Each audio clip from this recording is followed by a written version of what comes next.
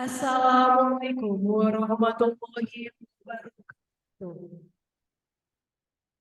Selamat siang dan salam sejahtera bagi kita semua. Yang mulia, Wakil Ketua Pengadilan Tinggi Medan, Bapak Dr. Budi Santoso, Sarjana Hukum Magister Hukum. Yang terhormat, Hakim Tinggi Pengadilan Tinggi Medan, Bapak Pak Simarmata, Sarjana Hukum Magister Humaniora, selaku pembicara pada hari ini. Yang terhormat, Hakim Tinggi Pengadilan Tinggi Medan, Bapak Jamuka Sitorus, Sarjana Hukum Magister Humaniora, selaku moderator pada hari ini. Yang terhormat, Hakim Tinggi dan Hakim Ad hoc Pengadilan Tinggi Medan. Yang kami hormati, Panitra Pengadilan Tinggi Medan, pejabat struktural dan fungsional Pengadilan Tinggi Medan, Ketua, Wakil Ketua, Hakim, dan aparatur peradilan Pengadilan Negeri Sewilayah Hukum Pengadilan Tinggi Medan yang saat ini sudah bergabung secara daring bersama kami melalui aplikasi Zoom Meeting. Seraya memanjatkan puji syukur kehadirat Allah Subhanahu wa Ta'ala, Tuhan yang Maha Kuasa, yang telah melimpahkan rahmat dan karunia-Nya sehingga kita dapat berkumpul pada acara Pembinaan Teknis dan Administrasi Yudisial Pengadilan Tinggi Medan dan Pengadilan Negeri Sewilayah Hukum Pengadilan Tinggi Medan pada hari Jumat tanggal 29 September 2023. Sebelum memulai acara, saya akan membacakan susunan acara. Yang pertama, menyanyikan lagu kebangsaan Indonesia Raya, dilanjutkan dengan himne Mahkamah Agung Republik Indonesia. Yang kedua, pembacaan doa. Yang ketiga, pemaparan materi dan tanya jawab. Yang keempat, menyanyikan lagu Bagimu Negeri. Dan yang terakhir, penutup. Untuk mengawali acara pembinaan teknis hari ini, marilah kita menyanyikan lagu kebangsaan Indonesia Raya, dilanjutkan himne Mahkamah Agung Republik Indonesia. Hadirin dimohon berdiri.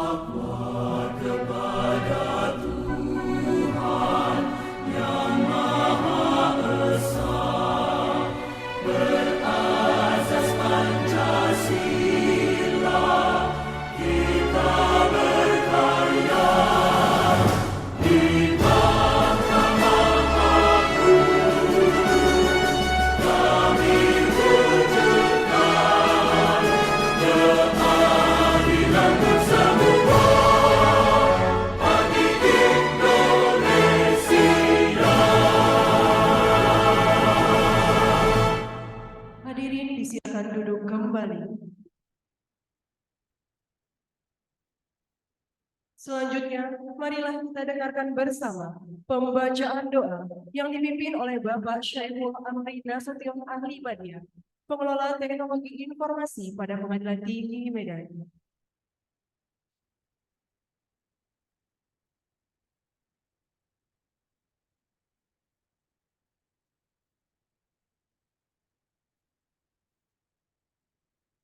Assalamualaikum warahmatullahi wabarakatuh.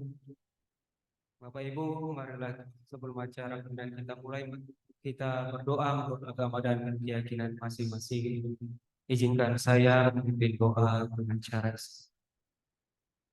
A'udzubillahiminasyaitonirrajim. Bismillahirrahmanirrahim. Alhamdulillahirabbil alamin wassalatu wassalamu ala asyrofil anbiya'i wal mursalin sayyidina wa maulana Muhammadin wa ala alihi wa sahbihi ajma'in. Allahumma sholli ala sayyidina Muhammad wa ala ali sayyidina Muhammad. Ya Allah, Tuhan yang Maha Pengasih lagi Maha Penyayang. Pada kesempatan siang hari ini kami dapat bertemu baik secara langsung maupun dari dalam rangka acara pembinaan teknis dan administrasi judisial Pengadilan Tinggi Medan dan Pengadilan Negeri Sumatera Utara. Untuk itu, perkenankan kami menyampaikan rasa syukur kami atas segala rahmat dan karunia yang selalu Kau curahkan kepada kami. Ya Allah, Tuhan yang Maha Kuasa, jadikanlah pertemuan ini menjadi pertemuan yang Engkau rahmati dan berikanlah ampunan dari segala khilaf dan dosa.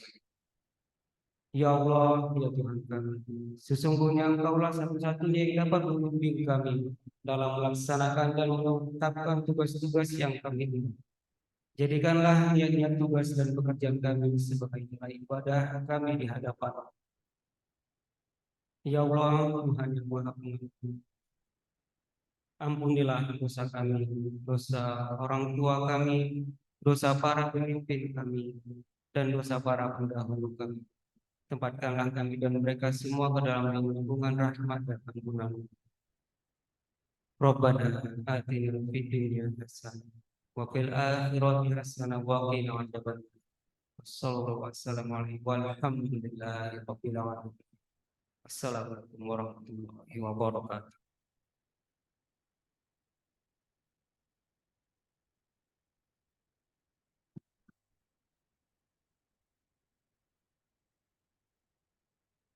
Bapak Ibu hadirin yang kami hormati, marilah kita simak bersama pemaparan materi dengan topik tindak pidana anak yang dibawakan oleh Hakim Tinggi Pengadilan Tinggi Medan, Bapak Pahatar Simarmata Sarjana Hukum Magister Humaniora selaku pembicara, dan Hakim Tinggi Pengadilan Tinggi Medan, Bapak Jamu Kasito Sarjana Hukum Magister Humaniora selaku moderator, serta Panitera Pengganti Pengadilan Tinggi Medan, Ibu Hajah Surya Haida Sarjana Hukum Magister Hukum selaku notulen. Pemaparan materi ini akan langsung dirangkaikan dengan sesi tanya jawab. Selanjutnya kami serahkan kepada moderator Bapak Jamuka Sitorus Sarjana Hukum Magister Humaniora. Disilakan. Terima kasih pembawa acara.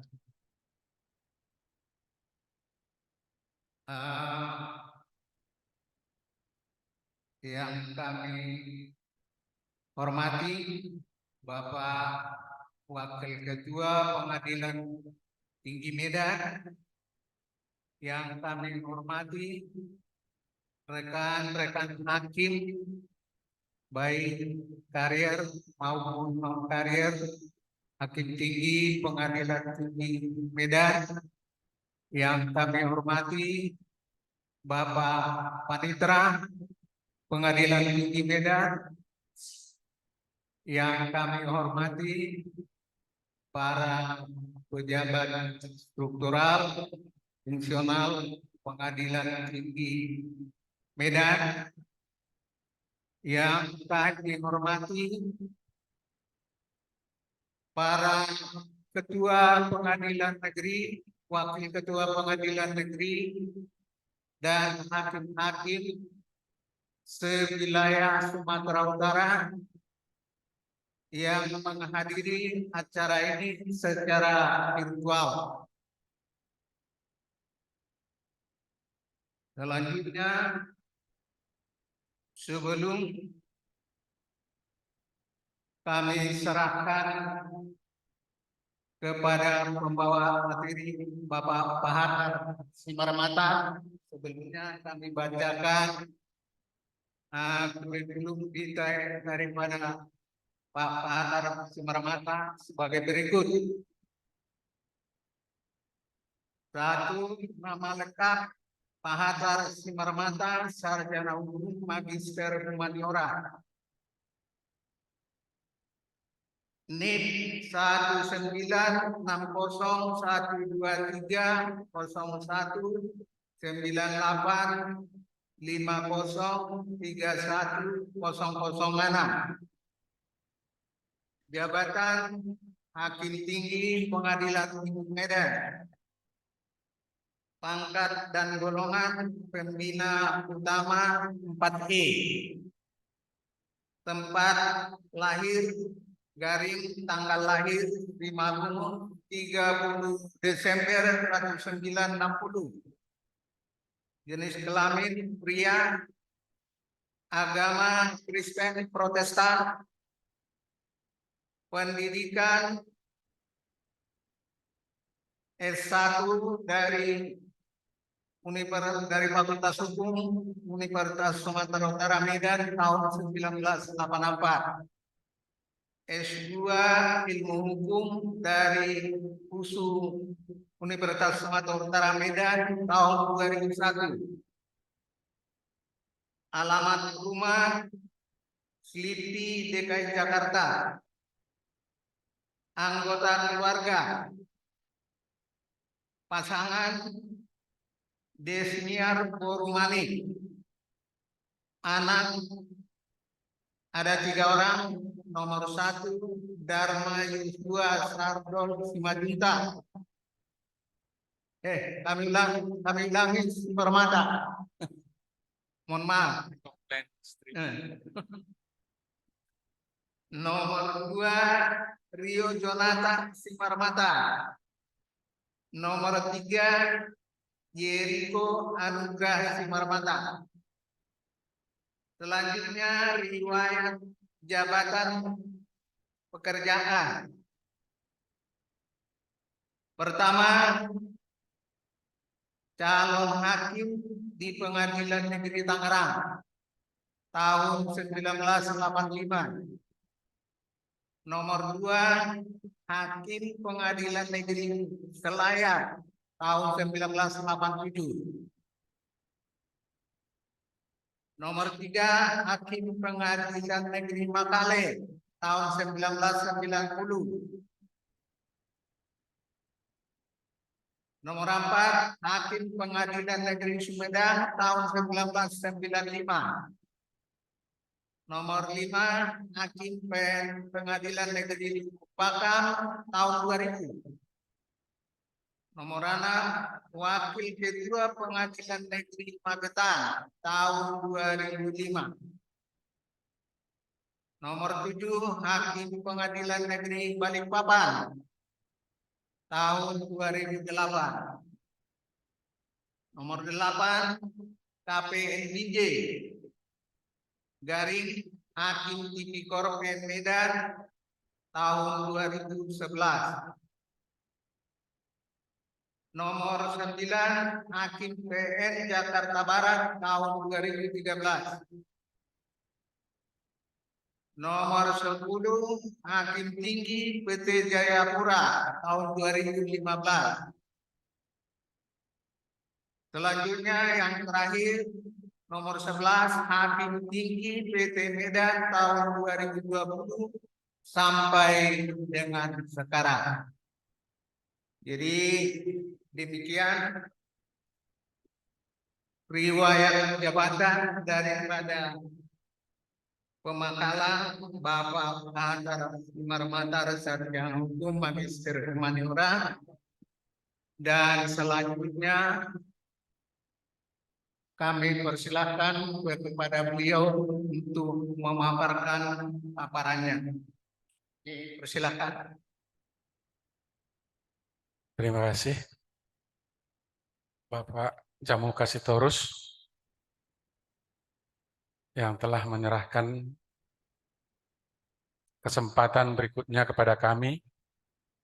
Sebelumnya kami menyapa Bapak Ibu sekalian yang mulia, Bapak Ketua Pengadilan Tinggi Medan yang barangkali dalam jaringan untuk melihat acara ini, yang mulia Bapak Wakil Ketua Pengadilan Tinggi Medan yang secara offline langsung hadir di tempat ini. Ini suatu sukacita, Pak, karena jarang pimpinan hadir di acara pembinaan ini. Selanjutnya yang saya hormati Bapak Ibu Hakim Tinggi, karir ad hoc dan judicial di Pengadilan Tinggi Medan, Bapak Panitra, Bapak Ibu Panitra pengganti yang hadir dalam kesempatan ini.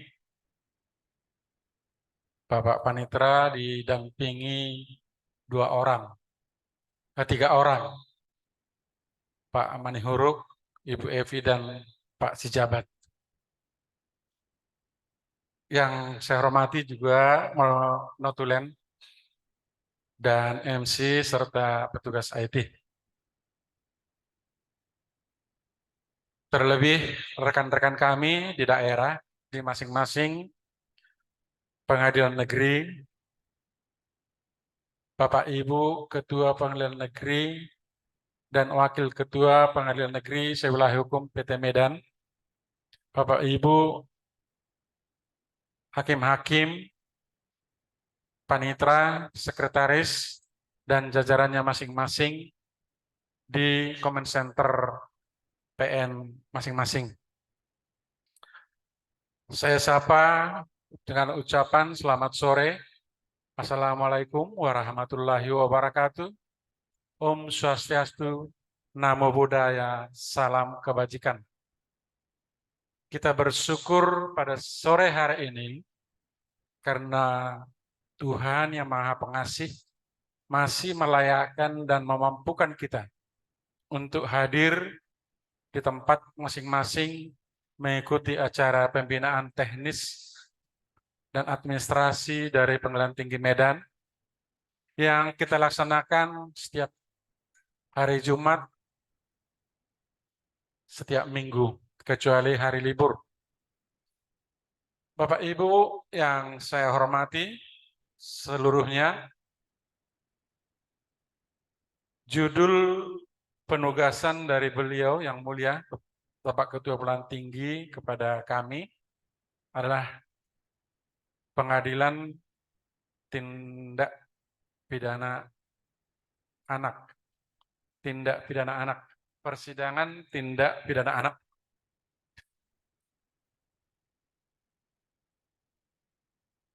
Secara terencana beliau menyarankan apa-apa yang tidak disukai untuk disampaikan. Karena saya sendiri selama di sini tidak pernah berhadapan atau menangani perkara tindak pidana anak. Barangkali ini kesempatan yang baik bagi saya juga untuk belajar. Nanti apabila pun dalam penyajian ini ternyata tidak lengkap, tidak sempurna, oleh karena itu saya mohon maaf terlebih dahulu. Mari kita kerjasama untuk memberikan pencerahan kepada kita semua dan teristimewa rekan-rekan kita yang di pengadilan negeri. Tindak pidana anak sesuai dengan yang sudah saya serahkan kepada tim IT berupa makalah. Pada prinsipnya adalah anak yang berhadapan dengan hukum. Menurut Pasal 1 Angka 2 Undang-Undang 11 2012 tentang SPPA, Sistem Peradilan Pidana Anak. Anak dalam hal ini menjadi atau terbagi dalam 3 peran. Peran pertama, anak-anak sebagai pelaku, yaitu anak pelaku tindak pidana. Yang kedua, anak korban tindak pidana, biasa disebut anak korban. Anak yang ketiga adalah juga sebagai saksi yang barangkali mengetahui tindak pidana. Ketiganya ini di dalam Undang-Undang Nomor 2 tahun, saya ulangi, dalam Undang-Undang Nomor 11 tahun 2012 dibatasi umurnya adalah sudah 12 tahun tetapi belum mencapai 18 tahun. Filosofinya, pendapat yang menganggap dari sini kita start, anak-anak tidak bisa dijerat hukum karena masih di bawah umur, adalah tidak sepenuhnya benar. Karena Undang-Undang Nomor 11 tahun 2012, pasal angka 1, pasal 1 angka 2, pasal 71 tentang sanksi pidana anak pelaku tindak pidana ternyata telah dimuat ada pidana pokok dan pidana tambahan. Tetapi tetap dalam pengawasan atau edukasi atau mendidik. Peradilan anak, tujuan penyelenggaraan sistem peradilan anak atau juvenile justice tidak semata-mata bertujuan untuk menjatuhkan sanksi pidana bagi anak pelaku tindak pidana, tetapi juga difokuskan pada pemikiran bahwa penjatuhan sanksi pidana tersebut sebagai sarana untuk mendukung kesejahteraan anak pelaku tindak pidana. Oleh karena itu, penyidik, polisi, penuntut umum, jaksa, hakim, dan rutan anak, balai pengawasan dan pendampingan anak, serta lembaga pembinaan khusus anak, lembaga penempatan anak sementara, tidak meninggalkan aspek pembinaan dan perlindungan. Pendaftaran perkara tentang anak ini seharusnya adalah untuk kepentingan bagi anak atau melihat kriteria yang paling baik untuk kesejahteraan anak bersangkutan tanpa mengurangi perhatian pada masyarakat lainnya. Sebagaimana tugas daripada polisi untuk penyelidikan dan penyidikan, jaksa untuk penuntutan, hakim untuk mengadili, termasuk mengadili, menerima, memeriksa, dan memutuskan, lembaga pembinaan khusus anak LPKA, lembaga penempatan anak sementara LPAS, tujuan utamanya adalah yang terbaik untuk anak. Yang terbaik untuk anak, kita yang di pengadilan, khususnya di pengadilan negeri karena berhadapan langsung, ada strategi, ada upaya pelayanan yang terbaik oleh pengadilan negeri dengan menyediakan ruang ramah anak sebelum persidangan. Yang kedua, ruang diversi. Sebelum persidangan, diadakan suatu diversi antara pelaku, korban, atau orang tua, didampingi orang tua masing-masing. Khusus untuk hakim sebagai fasilitator yang mengadili perkara anak harus memenuhi syarat bersertifikat. Ini suatu upaya dari Mahkamah Agung menegakkan Undang-Undang 11 nomor 2012 ini. Sehingga tujuan memajukan kesejahteraan anak adalah prioritas atau fokus utama. Berarti sebenarnya tujuannya adalah untuk menghindari atau meminimalisir penggunaan atau penjatuhan sanksi pidana yang semata-mata bersifat menghukum. Dasar hukum. dasar hukum dari persidangan perkara anak sebetulnya menyangkut ke beberapa undang-undang. Yang pertama,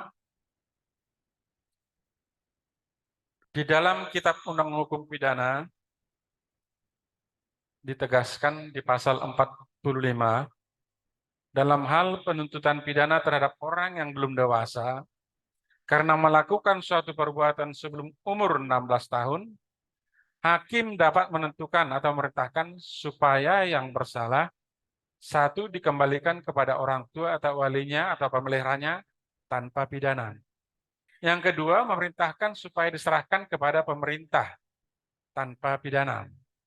Tiga, perbuatan berupa kejahatan atau pelanggaran seperti pasal 489, 490, 492, 503, dan seterusnya hingga 540 apabila belum lewat 2 tahun dan juga telah pernah dihukum, maka dapat dijatuhi dengan pidana.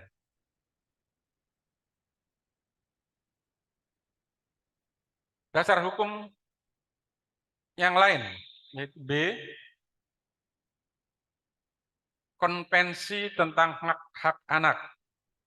Ini saya sampaikan karena kurang lebih ada persamaan atau ada perbedaan juga dalam muatan masing-masing undang-undang ini tentang umur daripada anak. Kalau menurut Konvensi ILO 138, Art 38, International Labour Organization, usia yang dihitung anak yaitu orang yang belum diperbolehkan untuk bekerja pada pekerjaan yang membahayakan kesehatan, keselamatan, atau moral anak yang harus diupayakan tidak boleh kurang dari 18 tahun. Jadi tadi 16, ini 18.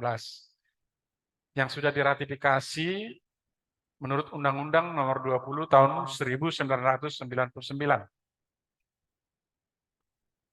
C yang ketiga, Undang-Undang Nomor 4 Tahun 1979 juga tersangkut dalam pertimbangan kita sebagai hakim untuk penerapan atau penjatuhan pidana atau penjatuhan sanksi atau pembinaan atau segala upaya yang berkaitan dengan kesejahteraan anak, yaitu Undang-Undang Nomor 4 1979 Pasal 1 Angka 2 menentukan anak adalah seorang yang belum mencapai umur 21 tahun dan belum pernah kawin. Ini mengadopsi dari KUH Perdata. Selanjutnya yang keempat, Undang-Undang Nomor 3 Tahun 1997 tentang Pengadilan Anak. Pasal 1 Angka 1, anak adalah orang yang dalam perkara anak nakal telah mencapai umur 8 tahun tetapi belum mencapai 18 tahun dan belum pernah kawin. Anak nakal yaitu anak yang melakukan tindak pidana, anak yang melakukan perbuatan yang dinyatakan terlarang bagi anak, baik menurut peraturan perundangan maupun menurut peraturan hukum lain yang hidup dan berlaku dalam masyarakat yang bersangkutan. Yang telah pernah diputuskan oleh Mahkamah Konstitusi, saya pikir ini tidak saya bacakan lagi, kita lewatkan aja. Ini sudah pengetahuan kita semua sebagai hakim. Hanya ada catatan, karena Undang-Undang Nomor 3 Tahun 1997 itu pernah diajukan judicial review atau gugatan ke Mahkamah Konstitusi, maka diputuskan Undang-Undang Nomor 3 1997 tentang Perlindungan Anak menyatakan bahwa peradilan umum menyelenggarakan perlindungan anak. Ternyata dalam pengadilan tersebut tidak mencerminkan perlengkapan yang baik bagi anak, melainkan hanya mengadili perkara pidana anak. Tujuan sistem peradilan pidana yakni resosialisasi serta rehabilitasi anak dan kesejahteraan sosial anak tidak melalui keadilan restoratif pelaksanaan persidangan yang dimaksud, dan diversi tidak menjadi substansi undang-undang tersebut. Akibatnya perkara anak meskipun tidak pidana yang dijatuhkan adalah ringan oleh aparat penegak hukum, secara nyata dapat kita lihat bahwa anak telah dipersonifikasi sebagai orang dewasa. Sehingga cenderung penjatuhan pidana adalah pidana penjara atau kurungan, mengakibatkan banyak anak-anak di lembaga pemasyarakatan. Sebagaimana yang kita ketahui, walaupun idealnya di lembaga pemasyarakatan atau lembaga penjara anak adalah untuk mendidik, tetapi nyatanya yang keluar dari sana bukan, tidak semua jadi orang baik, melainkan ada yang malah meningkat, tambah ilmu pengetahuannya tentang tindak pidana lain. Undang-undang lain yaitu Undang-Undang Nomor 23 Tahun 2002 tentang Perlindungan Anak. Menganut filosofi anak adalah amanah sekaligus karunia Tuhan yang Maha Esa yang senantiasa harus kita jaga karena dalam dirinya melekat harkat, martabat, hak-hak sebagai manusia yang harus dijunjung tinggi. Dari sisi kehidupan berbangsa dan bernegara, anak adalah masa depan bangsa dan negara, serta akan menjadi generasi penerus cita-cita bangsa dan negara, sehingga setiap anak berhak atas kelangsungan hidup, tumbuh berkembang, dan berpartisipasi, serta berhak atas perlindungan dari tindakan kekerasan, diskriminasi sipil, serta diskriminasi sipil. Pasal 1 angka 2 menegaskan anak adalah seorang yang belum dewasa, yaitu berusia 18 tahun, termasuk anak yang masih dalam kandungan. Sama dengan pasal 2 KUH Perdata, anak yang ada dalam kandungan seorang perempuan dianggap telah lahir bila mana kepentingan si anak menghendaki.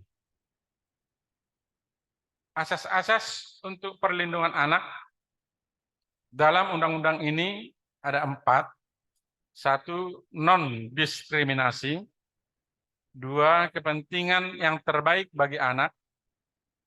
3. Hak untuk hidup, kelangsungan hidup, dan perkembangannya, baik pertumbuhan secara fisik dan kejiwaannya. Dan keempat, kita harus memberikan penghargaan terhadap pendapat anak.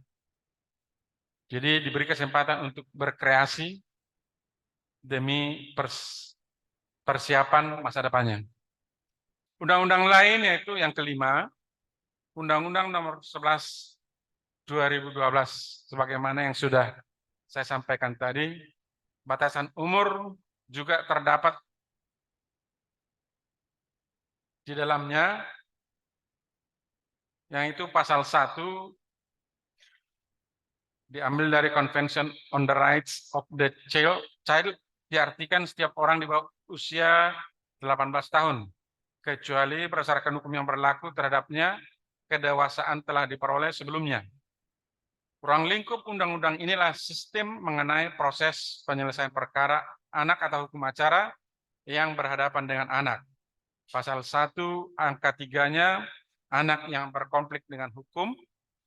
Pasal 1 angka 4-nya, anak yang menjadi korban pidana.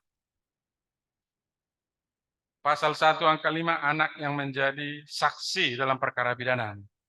Sejalan dengan persoalan menentukan umur dari seorang anak dapat dilihat melalui kartu keluarga, surat keterangan kependudukan, akte kelahiran, plat raport. Ini kami muat di sini sebagai penegasan karena tidak semua anak-anak belum mempunyai akte kelahiran, sehingga secara nyatanya banyak pendapat yang melihat fisik anak, kelihatannya memang sudah masih anak-anak, tapi cara berpikir atau cara fisiknya sudah tidak anak-anak. Oleh karena itu, ditegaskan dalam undang-undang ini, kita harus merujuk kepada Undang-Undang Nomor 23 Tahun 2006 tentang administrasi kependudukan dan peraturan pelaksanaannya atau turunannya. Dan yang terakhir ada raport. Raport itu apa? Tanda nilai, daftar nilai dari sekolah. Di sana dituliskan kapan lahir dan identitas selanjutnya. Dan yang paling akhir, apabila tidak ada 1, 2, 3, 4 ini, kita dapat dengar dari keterangan orang tua atau wali. Mungkin bisa kita gali pada saat persidangan kira-kira kapan lahirnya atau saat-saat tertentu yang masih bisa mereka ingat. Undang-undang selanjutnya, Undang-Undang Nomor 35 Tahun 2014 tentang Perlindungan Anak. Negara Kesatuan Republik Indonesia menjamin kesejahteraan tiap organnya, termasuk perlindungan terhadap anak sebagai hak asasinya, yang berhak atas kelangsungan hidup, tumbuh dan berkembang, serta berhak atas kelangsungan tumbuh dan subur, berkembang, serta berhak atas perlindungan dari kekerasan dan diskriminasi. Anak adalah tunas atau potensi generasi muda, penerus cita-cita perjuangan bangsa yang memiliki peran strategis, sifat khusus, sehingga wajib dilindungi dari segala bentuk perlakuan tidak manusiawi. Hal yang baru di dalam pasal 71D-nya ayat 1, setiap anak yang menjadi korban sebagaimana dimaksud dalam pasal 59 ayat 2 huruf B, D, F, H, I, dan J berhak mengajukan ke pengadilan berupa hak atas restitusi yang menjadi tanggung jawab pelaku kejahatan.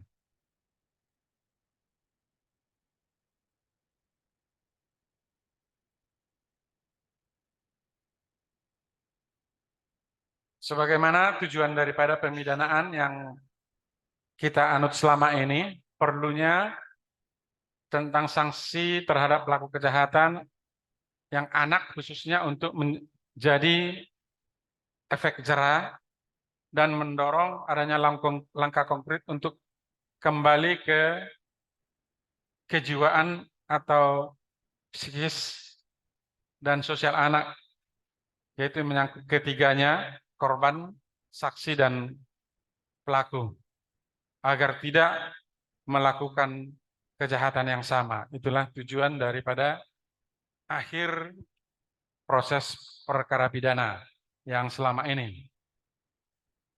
Dalam kenyataannya, ini dalam persidangan, sebagaimana Undang-Undang Nomor 11 2012 tentang Sistem Peradilan Pidana Anak tidak mengatur secara jelas, tetapi ada beberapa poin tadi yang sudah saya sampaikan, istilah diversi, terus yang terakhir tadi restitusi, ini menjadi beban kita, khususnya untuk itu diterbitkan Peraturan Mahkamah Agung Nomor 4 Tahun 2014 yang mewajibkan upaya diversi pada tingkat penyidikan, penuntutan, dan pemeriksaan perkara anak di pengadilan dengan mengutamakan pendekatan keadilan yang restoratif. Pasal 5 sampai dengan 14, pasal 29, dan pasal 42, 52 ayat 2 sampai dengan ayat 6. Pasal 1 ayat 1 yang menyatakan musyawarah diversi adalah musyawarah antara para pihak yang melibatkan anak dan orang tua atau walinya, korban atau orang tua atau walinya, pembimbing kemasyarakatan, pekerja sosial, profesional, perwakilan masyarakat, dan pihak-pihak yang terlibat lainnya untuk mencapai kesepakatan diversi melalui pendekatan keadilan restoratif. Kalau tadi sarananya diversi dan restitusi, maka cara untuk menegakkan, untuk mencapai itu ditegaskan melalui pendekatan yang restoratif. Ayat 2, fasilitator diversi adalah hakim yang ditunjuk oleh ketua pengadilan untuk menangani perkara anak yang bersangkutan. Ayat 3, kaukus adalah pertemuan terpisah antara fasilitator diversi dengan salah satu pihak yang diketahui oleh pihak lainnya. Jadi ini adalah teknis daripada hakim anak melakukan pencapaian untuk penegakan keadilan yang restoratif, dapat bermusyawarah dengan salah satu pihak dengan sepengetahuan pihak lain. Demikian juga sebaliknya dapat bermusyawarah dengan pihak korban dengan sepengetahuan dari pihak anak pelaku tindak pidana. Ayat 4, kesepakatan diversi adalah kesepakatan hasil proses musyawarah diversi yang dituangkan dalam bentuk dokumen dan ditandatangani oleh para pihak yang terlibat dalam musyawarah diversi. Pasal 2, diversi diberlakukan terhadap anak yang berumur 12 tahun tetapi belum 18 tahun atau telah 12 tahun meskipun pernah kawin tetapi belum berumur 18 tahun yang diduga melakukan tindak pidana. Hakim anak dalam hal ini mengupayakan diversi dalam hal didakwa melakukan tindak pidana yang diancam dengan pidana penjara di bawah 7 tahun dan didakwa pula dengan tindak pidana yang diancam dengan pidana penjara 7 tahun lebih dalam bentuk surat dakwaan. Jadi nanti rekan-rekan hakim di pengadilan negeri supaya memperhatikan sifat-sifat atau jenis dari dakwaan yang diajukan oleh jaksa demi pelaksanaan diversi, dan yang utama adalah batasan umur yang sebagaimana telah ditentukan Perma 4 2014 berdasarkan Undang-Undang Nomor 11 Tahun 2012. Sebagai gambaran disimpulkan dalam slide ini, hakim anak membuatkan suatu penetapan untuk diversi mengenai jadwal atau tempatnya yang dihadiri oleh apa-apa yang sudah saya sampaikan tadi. Dan penegasan kembali, hakim anak dan fasilitator yang terdidik, terlatih, telah memiliki SK Ketua Mahkamah Agung sebagai hakim anak.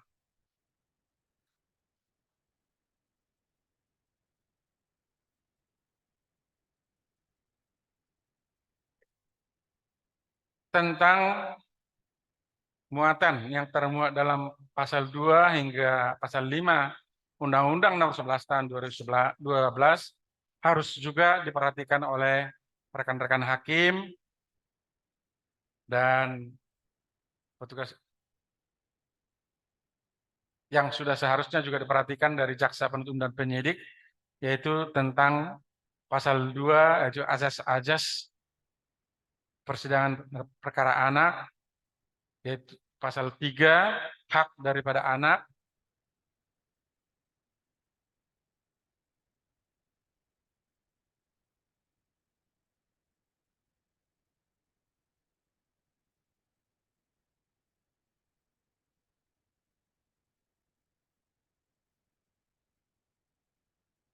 di dalam Perma juga dilampirkan bagaimana berita acara penetapan untuk diversi sudah berupa forum. Jadi rekan-rekan hakim di pengadilan negeri supaya memperhatikan setiap langkah atau upaya tersebut demi kelancaran persidangan anak untuk mencapai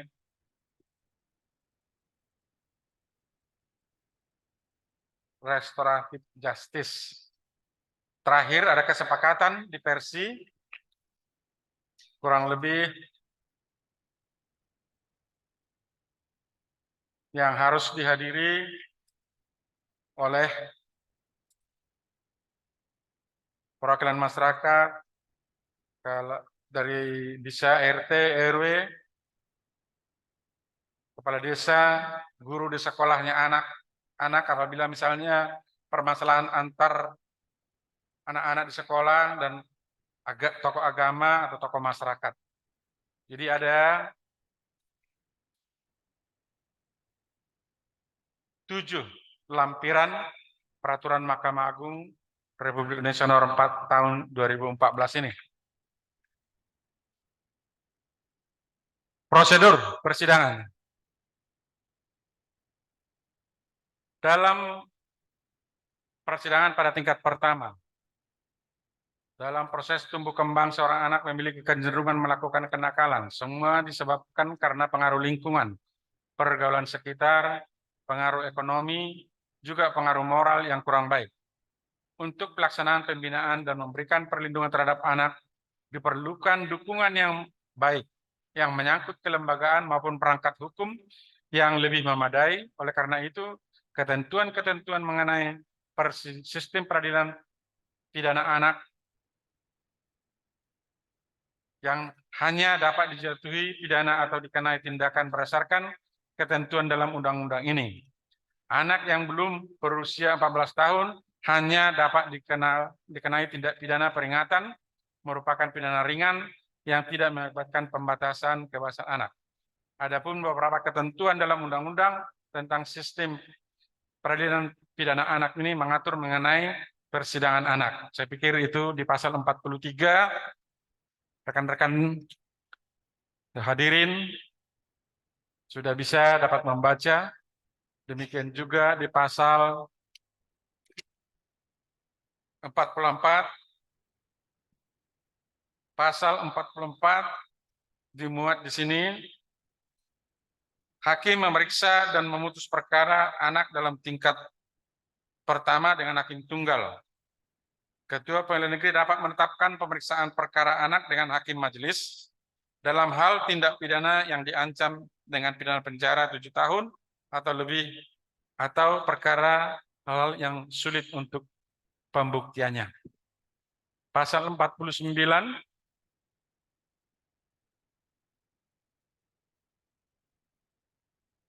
berlaku juga untuk perkara banding dan kasasi. Pasal 50 tentang penyelesaian perkara anak pada tingkat kasasi, dan pasal 51 apabila ada peninjauan kembali. Sedangkan untuk tingkat banding, lanjut aja. Hakim banding ditetapkan berdasarkan keputusan ini untuk kita-kita yang ada di sini. Hakim banding ditetapkan berdasarkan keputusan Ketua Mahkamah Agung atas usul Ketua Pengadilan Tinggi yang bersangkutan. Pasal 46 untuk dapat ditetapkan sebagai hakim banding berlaku syarat sebagaimana dimaksud dalam pasal 43 ayat 2.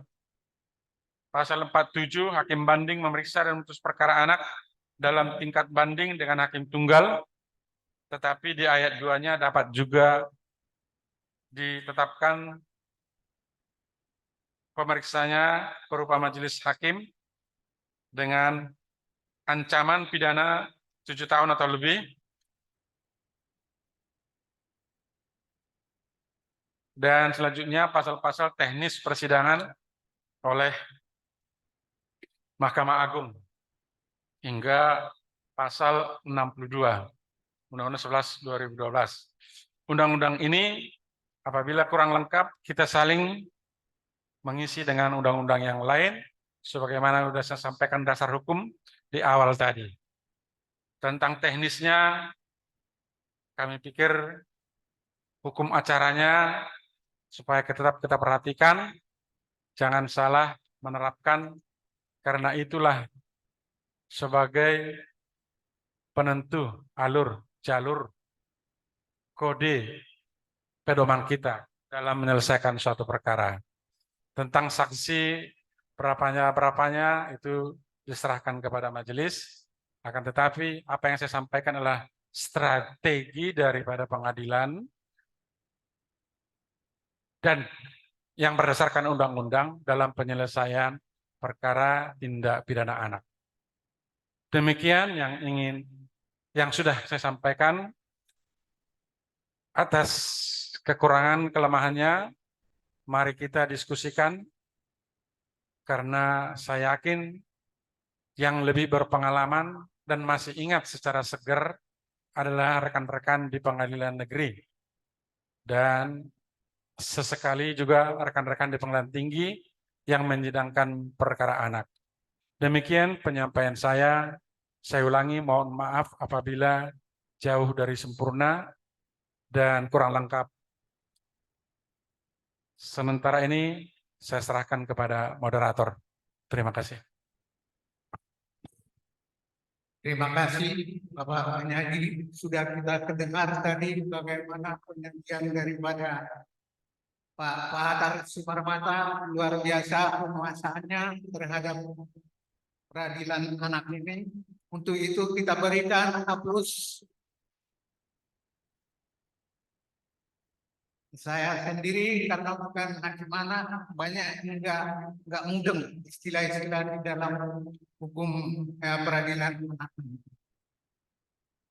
Jadi selanjutnya sebagaimana tadi pemaparan dari Bapak Penyaji, kita berikan kesempatan untuk bertanya. Kita mulai dari pengadilan negeri, khususnya hakim anak yang telah mendengarkan pemaparan dari Bapak Penyaji tadi. Ada yang bertanya, kami persilakan. Kalau ada yang kurang jelas.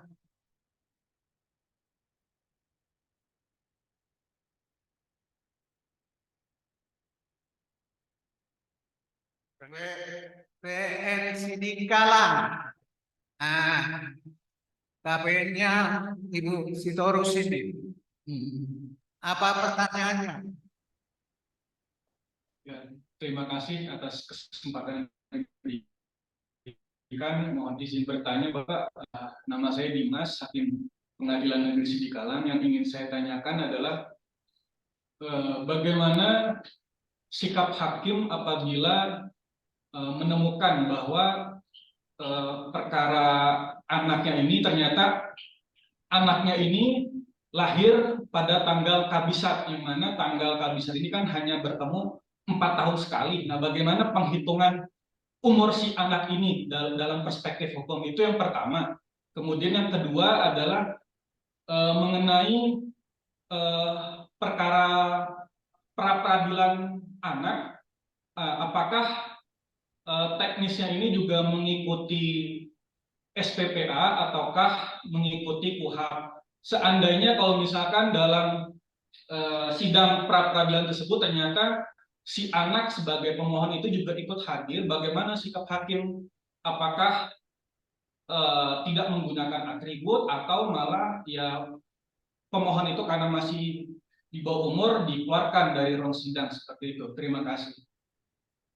Ya, pertanyaannya yang nomor 2 tadi, coba diulangi dulu. Ya, izin. Jadi untuk pertanyaan keduanya terkait perkara pra-peradilan yang mana ini pemohonnya adalah anak-anak yang berkonflik dengan hukum. Ini teknisnya mengikuti di dalam SPPA ataukah di KUHP? Seandainya dalam perkara sidang pra-peradilan tersebut si anak, si pemohon ini hadir sendiri di persidangan. Nah, sikap kita itu sebagai hakim pra-peradilan apakah tidak menggunakan atribut atau ya tidak memperbolehkan hadir di dalam ruang sidang karena ya dia belum dewasa, jadi dikeluarkan seperti itu. Jadi bagaimana sikap kita? Terima kasih. Iya. Jadi dari PN Sidikalang ada 2 pertanyaan yang menyangkut. Pertama, menyangkut umur anak yang lahir pada tahun kabisat yang sekali 4 tahun. Iya. Jadi pertanyaan kedua, permohonan pra-peradilan oleh seorang anak yang hadir sendiri di persidangan. bagaimana prosedurnya atau penyelesaiannya serahkan kepada Pak Hatar sebagai penyaji. Kami silakan. Langsung aja. Ya. Terima kasih, Saudara Dimas ya. Kan pertanyaan 2. Mudah-mudahan bisa saya jawab. Dan apabila nanti masih kurang jelas, kita mohon bantuan dari Bapak Ibu serta yang mulia yang ada hadir dalam ruangan ini, samping sebagai peserta juga menjadi, karena sudah berpengalaman, malah lebih tinggi ilmunya dari penyaji. Jadi narasumber dari narasumber, ini bisa kita kerjasama. Pertanyaan pertama, bagaimana sikap hakim menemukan jika lahir seorang anak pada tanggal 29 Februari, jadi tahun Kabisat, yang merayakan ulang tahun secara persis tanggal sekali 4 tahun. Tetapi kami pikir ini tidak jadi masalah, karena anak ini umurnya tidak mungkin mundur, dan kita bisa menegaskan bahwa pada tanggal 1 Maret itu sudah dianggap tambah umurnya setahun, kalau tidak tahun Kabisat. Kalau tahun Kabisat pada tanggal 29 kita hitung, jadi tidak ada masalah. Hanya logika hukum dan logika pertimbangan atau perhitungan kita saja. Itu saya pikir tidak masalah. Cuma yang di pertanyaan yang kedua ada teknis. Ini menyangkut teknis pra-peradilan, permohonan yang diajukan oleh seorang anak. Itu sebetulnya ada orang tuanya, ada kuasanya. Itulah yang hadir, karena di persidangan pra-peradilan, dasar hukum kita adalah hukum pidana, KUHAP. KUHAP untuk menjadi dasarnya. Tetapi kalau ada anak dibawa ke ruang persidangan, tidak apa-apa. Yang hadir bisa sementara karena ditegaskan oleh ketua majelis atau hakim tunggalnya, berhubung yang akan didengar adalah keterangan anak, maka persidangan tertutup. Untuk itu saya pikir tidak masalah. Demi si anak tidak merasa stres. Dan untuk atribut-atribut toga, karena sudah kita tutup karena pertimbangan dengan anak, ya kita harus konsekuen. Kita buka dulu toga sementara untuk mendengar dia secara langsung. Setelah itu nanti akan terbuka untuk umum sesuai dengan KUHAP. Itu pendapat dari saya, tapi kalau masih kurang jelas, ya mohon dibantu dari Bapak Ibu yang hadir juga. Saya senang kalau ada bantuan. Terima kasih. Bagaimana Saudara Dimas? Mohon maaf, moderator, saya tanya langsung aja barangkali. Bagaimana Saudara Dimas? Pak, terima kasih penjelasannya. Ini ada tambahan. Terima kasih. ya kami persilakan kepada Bapak Wakil Ketua Pengadilan Tinggi Medan. Terima kasih Pak Hatta sebagai Penyaji. Lengkapi jawaban yang sudah tepat dari Bapak Hatta mengenai pertanyaan Mas Dimas di Sidikala mengenai usia, walaupun ulang tahun 4 tahun sekali, tapi usianya dihitungnya bukan setiap 4 tahun baru dihitung 1 tahun, dia tetap dihitung 4 tahun gitu. Jadi dihitungnya itu di samping itu tambahan pertimbangan bahwa ada beberapa undang-undang tertentu, kalau tidak salah di undang-undang hukum pidana juga ada, bahwa yang disebut 1 tahun itu ditentukan 360 hari 1 bulan itu 30 hari, 1 minggu itu 7 hari. Nah, itu hitungnya seperti itu. Nah, kalau masa hidupnya tanggal 29 April tahun sekian sampai tahun sekian, ya tinggal berapa hitung. Kalau Mas Dimas ragu-ragu tinggal berapa hari, baru dihitung per 36 hari itu 1 tahun. Begitu pertimbangannya. Ada undang-undang menyebutkan bahwa yang dinamakan 1 tahun itu 360 hari.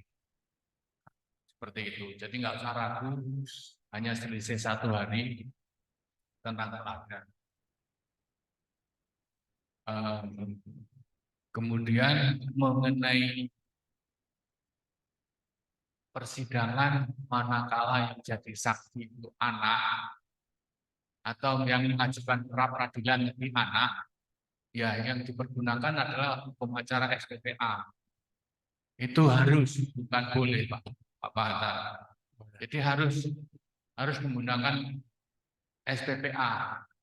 Meskipun sidang Pra peradilan. pidana biasa yang terdakwanya dewasa pun ketika memeriksa saksinya anak diperlakukan seperti SPPA ketika memeriksa anak. Setelah itu ya baru seperti persidangan biasa. Apalagi kalau yang mengajukan pra peradilan anak, ya berarti pihaknya anak itu ketika memeriksa pemohon pra peradilan atau pra peradilan si pemohon hadir yang menggunakan SPPA. Itu tambahan dari kami, Pak Hatta. Makasih. Hanya ingin saya sampaikan barangkali nanti kalau ini mohon diperiksa lagi untuk materi tadi tentang batasan usia, Pak. Saya tadi melihat pasal berapa itu batasan usia menurut SPPA itu dewasa itu 18 tahun atau sudah menikah. Coba di materi ini mohon diperiksa. Sementara karena ingat-ingat lupa, saya cek di pasal 1 ke 3 itu enggak ada. Sesudah menikah enggak ada. Tentang kaitannya dengan menikah atau kawin itu enggak. Coba diperiksa lagi, Pak. Mohon maaf.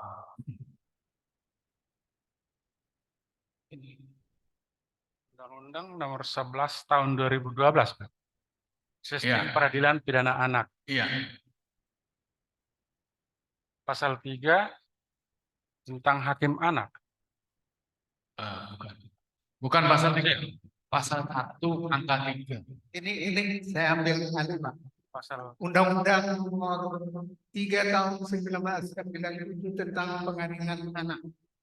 Pasal 1 angka 1 disebut anak adalah orang dalam perkara anak nakal telah mencapai umur 8 tahun tetapi belum mencapai 18 tahun dan belum pernah kawin. itu sudah diganti, Ya. baharui Undang-Undang nomor 11 tahun 2012 tentang sistem peradilan pidana anak. Batasan umur anak-anak juga terdapat keberagaman di berbagai negara. Ini di bagian konsiderannya yang mengatur umur anak-anak yang dapat dihukum. Sebagian melihat dari umur aktivitas atau kemampuan berpikirnya, itu pasal 1 Convention on the Rights of the Child yang diartikan setiap orang umur 18 tahun, kecuali berdasarkan hukum yang berlaku terhadap kedewasaan telah diperoleh sebelumnya. Ruang lingkup undang-undang inilah sistem mengenai proses penyelesaian perkara anak. Itu pasal 1, pasal 3-nya.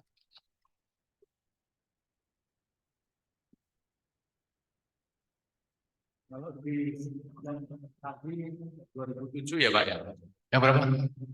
97, Pak. 97 mungkin ada sebelum menikah. Tapi yang 2012 itu enggak ada lagi nikahnya gitu. Ya. sudah memperoleh kedewasaan. Jadi disimpulkan di kedewasaan. Dewasa Iya, iya. itu yang sudah Makanya saya pengen lihat tadi ternyata yang 97 97 itu. yang disampaikan. Iya Pak, makasih. Nah, ini mohon menjadi bahasan diskusi. Kami pernah mengalami, ya untuk memudahkan ya, terdakwa. Tapi sebenarnya kan nggak boleh disebut terdakwa ya. Anak, ya. Anak itu belum berusia 18 tahun. Jadi masih 17 tahun. Sudah menikah dan masih berstatus menikah dan sudah punya anak. Nah, itu oleh